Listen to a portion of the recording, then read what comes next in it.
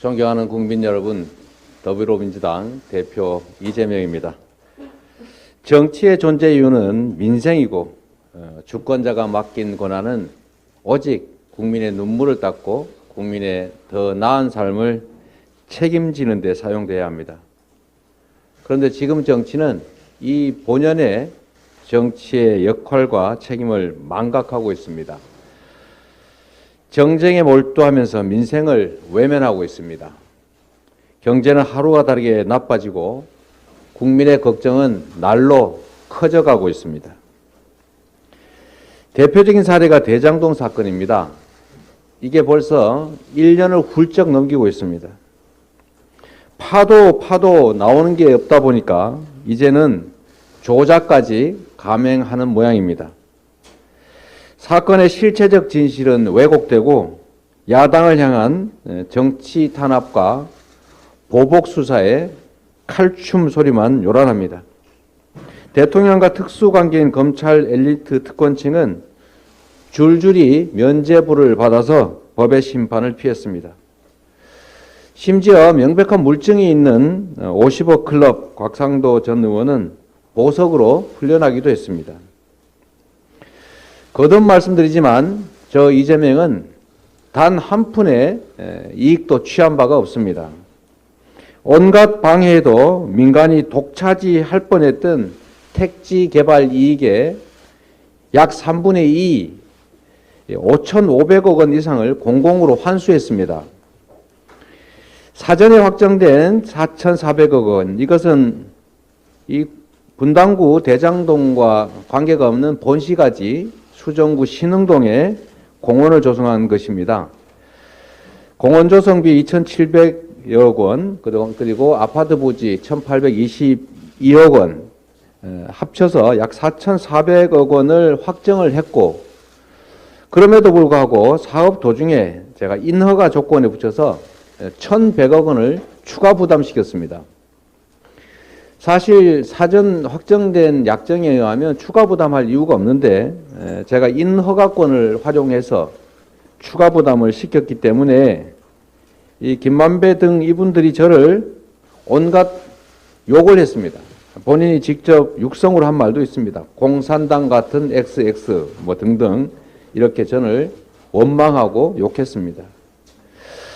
이랬던 사람들이 이 사업이 다 끝난 다음에 이제 다 성남시로부터 무슨 도움받을 일도 없는데 그 원망하던 저를 위해서 돈을 줬다, 대선 자금을 줬다, 이게 말이 되는 얘기겠습니까? 또 이런 일도 있습니다. 유동규와 남욱이 자기들끼리 했던 녹취록이 있습니다. 거기에 이런 내용이 나온다고 합니다. 여러분들이 다 보도하신 겁니다. 이재명이 우리 사이 거래를 알면 안 된다. 이 다 잘린다. 큰일 난다.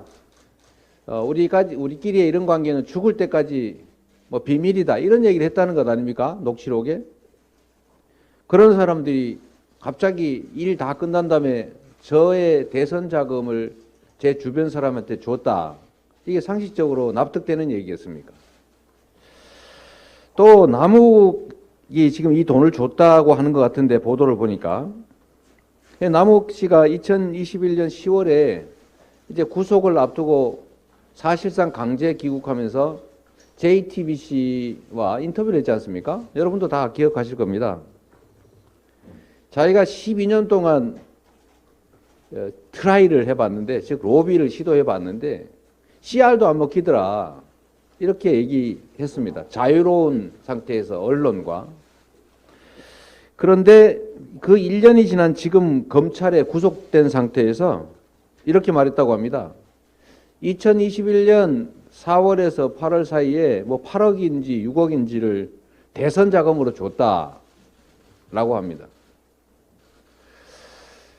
과연 2021년 10월에 자유롭게 언론사와 한 인터뷰, 그리고 지금 구속된 상태에서 한 이야기, 이 중에 과연 어떤 게 더 진실에 가깝겠습니까?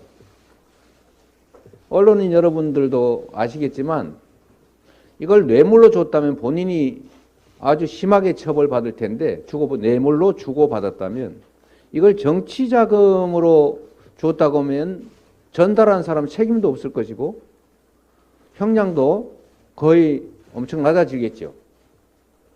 이해관계라고 하는 걸 한번 따져볼 필요가 있습니다.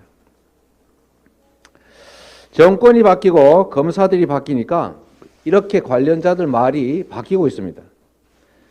진실을 찾아서 그 진실에 따라서 죄를 주는 것이 아니라 죄를 주기 위해서, 만들기 위해서 진실을 조작하고 왜곡하고 있습니다. 아무리 털어도 먼지조차가 안 나오니까 있지도 않은 불법 대선 자금을 만들고 있는 것입니다. 저는 불법 대선 자금은커녕 이 사탕한 게 받은 게 없습니다. 보수 정부와 맞부딪히면서 제가 살아남았던 유일한 길, 살아남을 수 있는 유일한 길은 유능하되 청렴해야 된다는 것이었습니다. 정쟁과 정치 탄압으로 나를 지서울 만큼 한가하지가 않습니다. 저의 정치적 운명이 국가의 운명보다 더 중요할 수 없습니다. 대통령과 여당에 공식적으로 요청합니다. 화천대유 대장동 개발과 관련된 특검을 즉시 수용하십시오. 언제까지 인디안 기우제식 수사에 국가 역량을 낭비할 수는 없습니다. 뿌리부터 줄기 하나하나까지 사건 전모의 확인은 특검에 맡기고 정치권은 지금 이 어려운 민생과 경제 살리기에 주력하고 총력을 다합시다. 특검은 지금까지 제기된 모든 의혹들을 총망라해야 합니다. 대장동 개발과 하천대유에 대한 실체 규명은 물론이고 결과적으로 비리 세력의 종잣돈을 지켜주었던 대통령의 부산저축은행 수사의 문제점과 의혹, 그리고 그와 관련된 허위 사실 공표 의혹에 대해서 조사해야 합니다. 대통령 부친의 집을 김만배의 누나가 구입한 경위 같은 화천대유의 자금 흐름 진술이 갑자기 변경되는 과정에 제기된 조작 수사, 허위 진술 교사 의혹도 밝혀야 됩니다. 모든 의혹들을 남김없이 털어낼 좋은 기회입니다.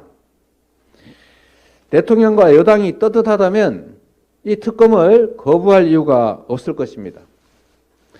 여러분도 기억하시겠지만 대선 토론회에서 저는 특검하자고 했습니다.